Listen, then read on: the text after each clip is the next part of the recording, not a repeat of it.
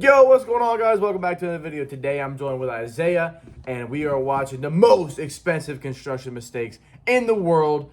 In the world. I'm talking about billion, trillion dollars potentially. But before we get into it, make sure you guys are dropping a subscribe, liking these videos, guys. It helps us out so much to see actual likes. It only takes about literally less than a second. If you're on your phone, turn your phone the other way, hit like, and come back to it. Come on, it's a good time. If you're not subscribed, subscribe. At the time I make this video, we're just over 450 subscribers, guys. I said 500 in February, but I want 500 before February 14th. That's what I want to see. If it happens, that'd be awesome. The boys are growing. We only grow with you. So like, subscribe. I'm going to stop talking. Zay, you ready to get into it? I'm ready. All right, here we go. Let's get it. In today's video, yeah? we're going through 5 of the most expensive and ridiculous construction mistakes in the world. Did you know that Mexico spent $16 billion on an airport, but not a single plane has ever taken off from it? And that a design flaw led to the collapse of a bridge almost the size of the Golden Gate Bridge? That is scary. Do you know of any other projects that might have gone even worse? Let us know in the comments below. Let us know in the comments below which ones to watch next. Oroville spillover. In 2017, America's largest dam made some concerning headlines. The Oroville Dam on the Feather River in Northern California was built to provide water, power generation, and ironically, flood control. However, as it turned out later, the dam, which was 50 years old at the time, was no longer well maintained and not suitable for flooding. This became a big problem during the wettest winter in California. By February of 2017, heavy storms had overfilled the river to 150% of its capacity, and the water level of Lake Oroville kept rising. It would. While in normal circumstances, the water at the bottom of the dam is released directly into the river, at a certain water level, the main spillway can be used to relieve the dam. In extreme emergencies, water can even be released over the side of the lake, but this has never been done since the opening. Precautions, you know, as more and more water built up, the operators were forced to use the main spillway to release pressure from the dam. But a short time later, they noticed a strange pattern in the water flow. And after closer inspection, they found a huge problem. The foundation and concrete were badly eroded and were beginning to give way. Proposals to upgrade the spillways of the dam had been rejected years before, and the operators weren't aware that the condition of the spillway was this bad. Damn, what normally wouldn't be a big deal became a huge problem due to the enormous water masses. But as the water level and pressure kept rising even more, workers started to prepare the opening of the emergency spillway by removing all trees on the hillside. And just a few hours later, they were forced to open the emergency spillway for the first time in the history of the Oroville Dam. As millions of gallons of water were flooding downstream, they decided to immediately evacuate 188,000 people from the area. Yeah, good idea. Thankfully, water levels finally began to decrease a week later, so the residents were able to return to their homes. In total, over $875 million were spent to repair the 2 spillways, a project that took over a year to complete. Look at that, that's a spillway gone. That whole thing was concrete. Number 4, Tacoma Narrows Bridge. Tacoma Narrows Bridge. For this project, we're going back in time to the 1940s. At this time, the construction of the Tacoma Narrows Bridge was finished, which connected Tacoma to the Kitsap Peninsula. It was the 3rd longest suspension bridge in the world, following right behind the George Washington Bridge and the famous Golden Gate Bridge. Have you ever heard of the George first problem started occurring during the construction in the windy conditions. After the deck was built, it began to move vertically, which is why it got the nickname Galloping Gertie from the construction workers. Some countermeasures, such as hydraulic buffers, were installed to reduce the sway of the bridge. On July 1st, 1940, the bridge was finally opened to the public. However, these measures didn't help very much, and the bridge got more and more public attention because it was swaying so much. It got to the point that some people avoided the bridge and took a longer route, and others even traveled to Tacoma to see the spectacle. Only 4 months later, what many had already warned about happened. Due to strong winds, the bridge started to sway. Unlike usual, however, these swayings became increasingly severe, and this time the bridge completely collapsed into the water below.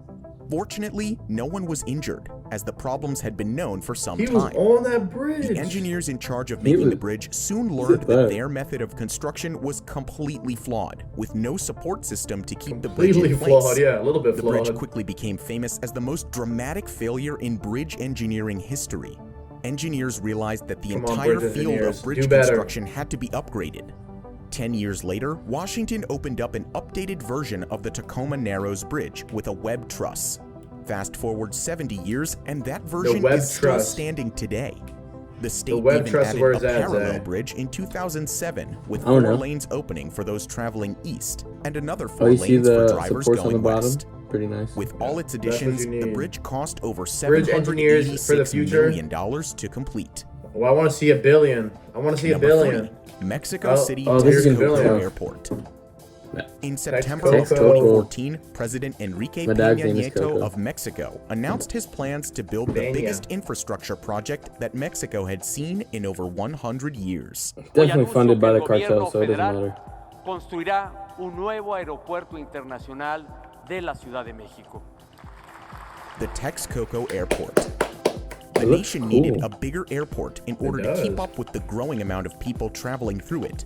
It was expected to be Mexico's new international airport, replacing the most popular airport in Latin America, the International Airport. That needs to be a Call of Duty map. President Peña Nieto planned to build the airport in a series of phases, with the first phase to be completed in 2020 and the last in 2065. By the end of the project, the airport was supposed to have 6 runways and hold up to 125 million passengers per year, making it one of the largest in the world. The project was estimated to cost just a little over $13 billion. This, however, meant that Mexico had to borrow billions of dollars in loans with interest to finance the project. Just 4 years later, in 2018, the new president, Andrés Manuel López Obrador, made it very clear during his campaign that he wanted to cancel the airport project. According to him, there were allegations of corruption and cost overruns in the project. But even more importantly, the airport was being built on land that is sinking. All this justified canceling the airport. That's a problem. In addition, President López Obrador said that it would be much cheaper for Mexico to cancel Texcoco Airport and build an entire new and smaller airport. A national referendum, which showed an overwhelming rejection of the new airport, finally decided to abandon the construction. By then, construction was almost 30% finished, and it was later revealed that Mexico lost over $16 billion by scrapping the airport. Instead of the Texcoco Airport, Mexico is now building a much smaller airport on an Air Force base. This new idea will cost an additional $3.6 billion and will handle around 20 million passengers per year once it's completed in 2022. All funded by the cartel. Number 2, Vdara Hotel, Las Vegas.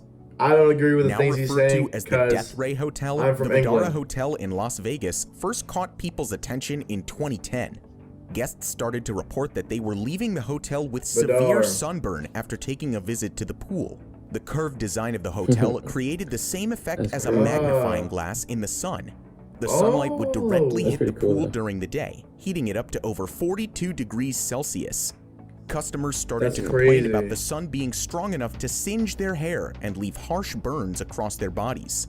It was even hot enough to melt plastic near the pool. To fix the problem, they decided to install a collection of large blue umbrellas near the pool to keep people from burning up. There you go. Easy they fix. Also added a protective film around the building as an extra precaution. However, some hotel guests still report that the heat is pretty intense, even though it may not be as harsh as it was before. But the story doesn't end here. Don't go there. The same architect built the walkie-talkie in London, which we featured in part 1 of this series. The curved glass facade of this building even melted parts of cars on the opposite sidewalk.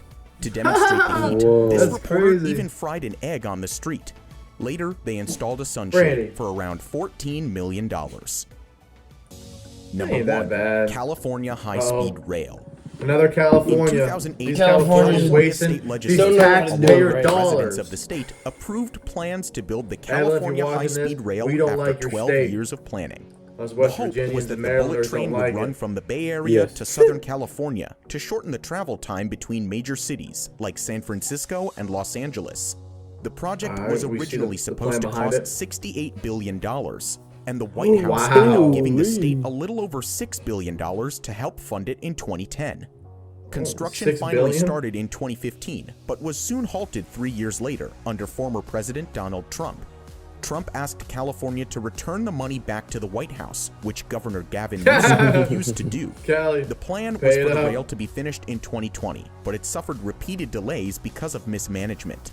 Although this was the largest construction project in California's history, only 10 people were originally slated to manage the project. The consultants were convinced that they could handle the project and save the state a lot of money by not hiring a large team of engineers and other experts. The state trusted them for the next few years. Their work was overseen only by a small group of people from the government. Even though the team that worked on the high-speed rail line has since been expanded, the poor management and many other problems led to the project being more than a decade behind schedule. Plus, due to bad advice from consultants, they have surpassed their budget by more than $44 billion. Governor Newsom decided that the project was too ambitious in the first place and cut its length in 2019. Now, instead of traveling 920 kilometers, it will only stretch to 275 kilometers. At this point, a lot of Californians think that the project has become what the hell is a kilometer? This project could go down in history as one of the most mismanaged mega projects in the USA. Which of these 5 projects did you like the most? Do you know of any other projects that might have gone even worse? Let us know in the comment section down below. Let us know in the comments down below what you want us to see next, and subscribe now. That was a good one. I didn't expect it to be that good. It was interesting. Definitely interesting. It was interesting. Bottom line is, California, what are you doing? And other note to make, if you want a good managed project, get Isaiah.